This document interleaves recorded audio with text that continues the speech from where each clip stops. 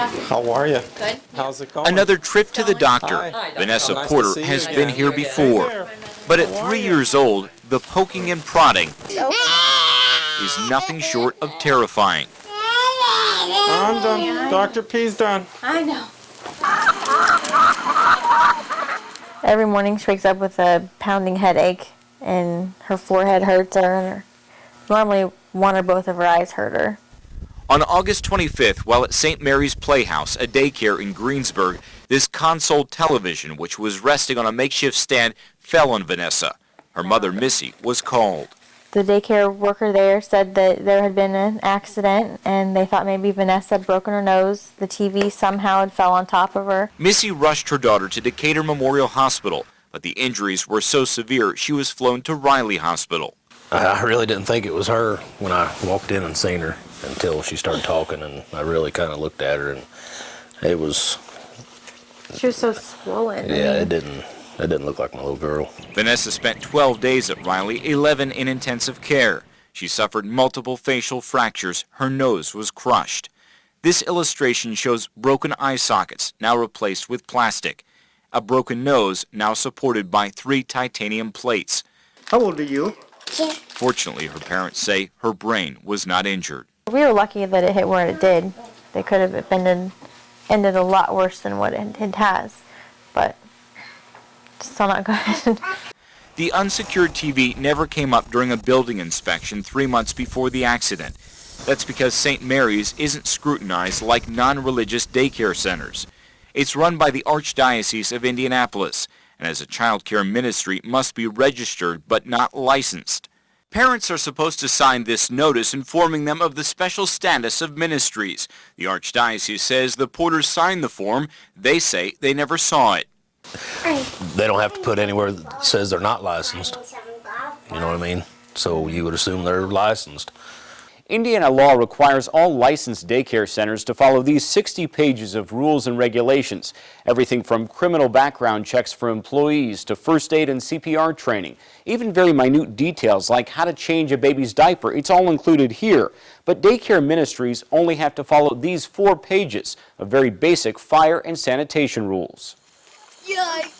If St. Mary's had to follow the regulations of a licensed center which doesn't allow TVs in toddler areas, the Porters say Vanessa never would have been injured. They want Indiana law changed so all daycares have to follow the same rules. Above all, I think we just don't want any other children to get hurt by an accident that shouldn't have happened. It's time to change the law and put some more teeth in it. Carol Stein, former deputy director of the State Bureau of Children, now a consultant on children's issues, says all daycares need the same regulations. My belief is government belongs in the lives of children to keep them safe. So help me God. Currently in Indiana, there are more registered ministries than licensed daycare centers. I think there's a fallacy if we say, let's just make more laws and let's make more rules and everybody's going to be safe. They won't. Republican State Representative Jackie Walorski of Lakeville, who's a member of the Committee on Child Care, says the state's rules and regulations about how children are cared for are constantly evolving. But regulating ministry daycares brings up a fundamental question. Does the state of Indiana want to get into the business of regulating churches and the things that they do? And that actually is a broader question, and that's not yet been posed. I don't want churches to be out of the child care business. I just want them to do the right thing. And the right thing is? To meet standards. That's what the Porters want. They've taken more precautions at home. The TV is secured and now the dog stays outside. They want to make sure Vanessa's fragile face is protected. Yeah, the bruising's gone somewhat, the swelling's down, but everything's still being broken on the inside. An Archdiocese spokesman says after the accident, the TV at St. Mary's was bolted to the floor and that all other Archdiocese-run daycares statewide were inspected for safety by church staff. While Vanessa's trips to the doctor will continue, her healing is well underway. That's the main thing we're worried about right now is her getting better and this law being changed. They hope their first-hand experience will be the last.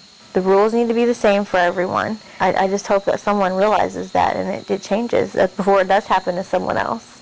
The state launched an investigation into what happened to Vanessa only after doctors reported her injuries. You see, state law does not require ministry daycares to report when a child is hurt, but licensed centers must. Indiana is one of just 12 states that have a special licensing exemption for ministry daycares. If you'd like to find out if your child's daycare is licensed, just go to our website, WTHR.com. Jeremy Brilliant, Channel 13 Eyewitness News.